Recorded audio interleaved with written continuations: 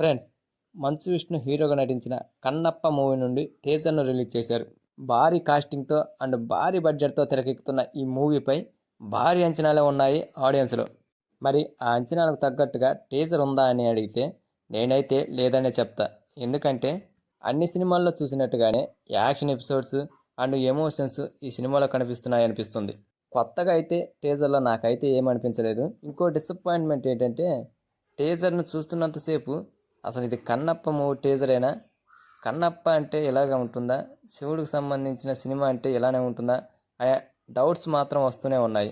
మరి మీకు కూడా అలానే అనిపిస్తే ప్లీజ్ కామెంట్ చేయండి ఫ్రెండ్స్. ఇక ఈ మ్యాటర్ పక్కన పెట్టి టీజర్ను గమనిస్తే మాత్రం టీజర్ చూశాక సినిమాలో శివుడి క్యారెక్టర్ ప్రధానంగా ఉండనుంది. మొదట శివుడి క్యారెక్టర్ను ప్రభాస్ గారికి ఇస్తారని వార్తలు వచ్చాయి. టీజర్లో మాత్రం శివుడి క్యారెక్టర్లో అక్షయ్ కుమార్ కనిపించాడు. అలా అని ప్రభాస్ గారి సినిమాలో లేరని కాదు, ఉన్నారు. ఈ టీజర్లో ఆయనకి ఒక సెకండ్ షాట్ కూడా పడ్డది. ఓన్లీ ప్రభాస్ గారి కళ్ళను చూపిస్తూ ఒక సన్నివేశాన్ని చూపించారు. ఈ సినిమాకు ఆ సీన్స్ మేజర్ హైలైట్గా ఉండనున్నట్లు తెలుస్తుంది. ఒక్క మాటలో చెప్పాలంటే ప్రభాస్ గారు నందీశ్వరి క్యారెక్టర్లో కనిపిస్తాడని తెలుస్తుంది. ఇక ఈ టీజర్లో మెయిన్గా చెప్పుకోవాల్సింది హీరో విష్ణు గురించి.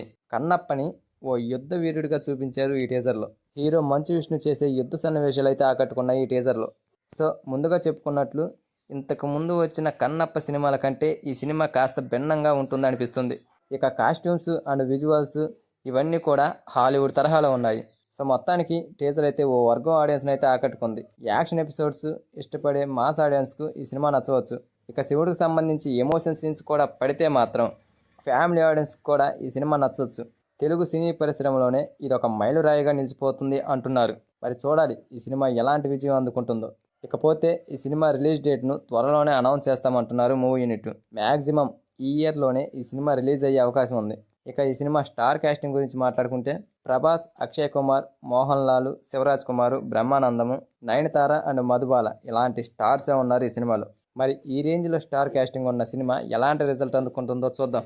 So that's it guys. ఈ టీజరు అండ్ ఈ వీడియో మీకు నచ్చినట్లయితే ప్లీజ్ గైస్ లైక్ చేయండి, షేర్ చేయండి అండ్ సబ్స్క్రైబ్ చేసుకొని పక్కనున్న బెల్ ఐకాన్ని క్లిక్ చేసుకొని ఆన్లో పెట్టుకోండి ఫ్రెండ్స్. ప్లీజ్.